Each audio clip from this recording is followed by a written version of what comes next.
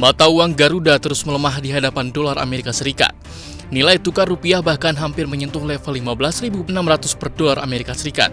Pada 20 Oktober 2022, rupiah menyentuh level 15.577 per dolar AS atau melemah 0,5%. Posisi rupiah ini merupakan yang terendah dalam 2,5 tahun terakhir. Bank Indonesia mencatat nilai tukar rupiah terhadap dolar Amerika Serikat telah terdepresiasi 8% secara year to date. Sejalan dengan dinamika perekonomian yang makin tak menentu, Gubernur BI Periwarjio menyatakan, meskipun rupiah mengalami tekanan yang cukup tinggi, namun masih jauh lebih baik dibandingkan dengan negara tetangga lainnya, seperti Thailand, India, hingga Malaysia. Bank Indonesia menilai, depresiasi tersebut tak lepas dari penguatan dolar AS dan meningkatnya ketidakpastian keuangan global akibat pengetatan kebijakan moneter yang agresif di berbagai negara di dunia.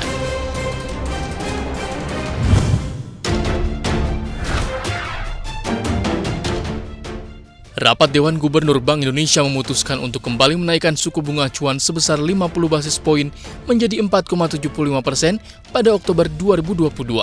Inflasi di tanah air yang mulai naik menjadi alasan Bank Sentral Indonesia untuk menaikkan suku bunga acuannya. Kenaikan ini juga menandakan suku bunga acuan dalam 3 bulan terakhir sudah naik sebesar 125 basis poin. Meski demikian, Bank Indonesia tetap mengeluarkan kebijakan untuk mendukung pemulihan ekonomi. Gubernur Bank Indonesia Periwarjio menyatakan keputusan kenaikan suku bunga tersebut sebagai langkah forward-looking untuk menurunkan ekspektasi inflasi yang terlalu tinggi dan memastikan inflasi inti kembali ke sasaran 3+, -1% lebih awal ke paruh pertama 2023. PD juga berharap untuk memperkuat stabilitas nilai tukar rupiah agar sejalan akibat semakin kuatnya mata uang dolar Amerika Serikat dan tingginya ketidakpastian pasar keuangan global di tengah permintaan domestik yang menguat.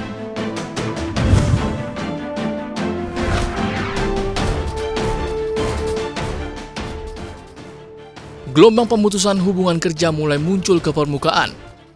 Kini gelombangnya tak lagi terbendung, seperti yang terjadi di pabrik KHTEX yang berlokasi di Sumedang, Jawa Barat. Sekjen Asosiasi Serat Benang Filamen Indonesia, Retma Gita Wirawasta, mengungkapkan KHTEX adalah perusahaan produsen tekstil dan produk tekstil anggota APSHIFI. Sebelumnya, Retma memang sudah mewanti-wanti potensi gelombang PHK di industri TPT nasional. Apalagi pemerintahan pun sudah memperingatkan kondisi gelap yang mengancam perekonomian di tahun 2023 akibat badai resesi global. Retma menyatakan sinyal itu terlihat dari pengurangan dan pembatalan order secara beruntun, khususnya untuk pembeli di negara-negara yang kini mengalami resesi dan hiperinflasi, seperti Amerika Serikat dan Uni Eropa. Menurut Retma, industri tekstil dan produk tekstil di dalam negeri terpukul akibat banyaknya pembatalan dan pemangkasan order ekspor. Sementara pasar di dalam negeri juga tidak banyak membantu karena daya beli masih lemah. Akibatnya terjadi penumpukan stok di pabrik hingga memaksa perusahaan memangkas produksi. Hingga kini marak perusahaan tekstil dan produk tekstil di dalam negeri merumahkan karyawannya.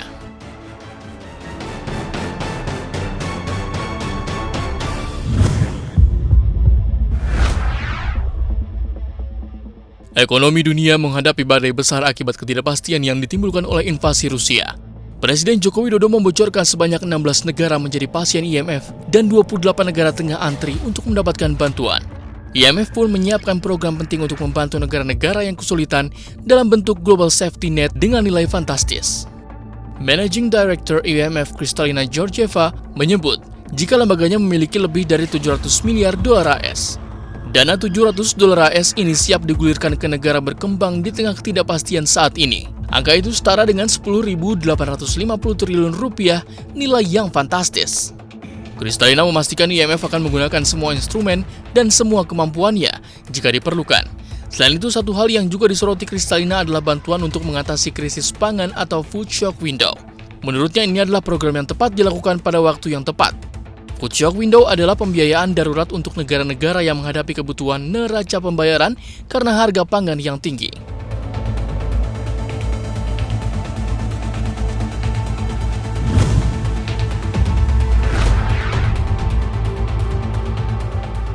Menteri Koordinator Bidang Kemaritiman dan Investasi Luhur Binsar Panjaitan mengatakan bahwa dunia saat ini sedang dibayang-bayangi kemungkinan perang nuklir.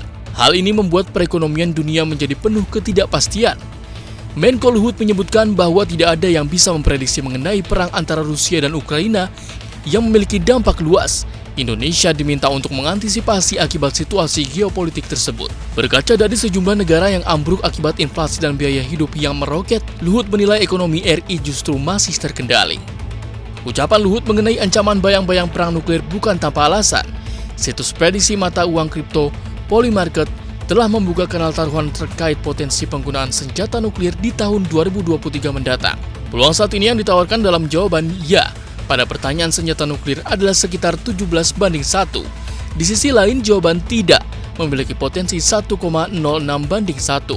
Ancaman terkait peluncuran nuklir sendiri telah diutarakan beberapa kali oleh beberapa pejabat Rusia. Bahkan saat militer negara itu mulai kalah dan menarik diri dari wilayah Kharkiv, Ukraina, televisi nasional justru menampilkan gambar ledakan bom nuklir.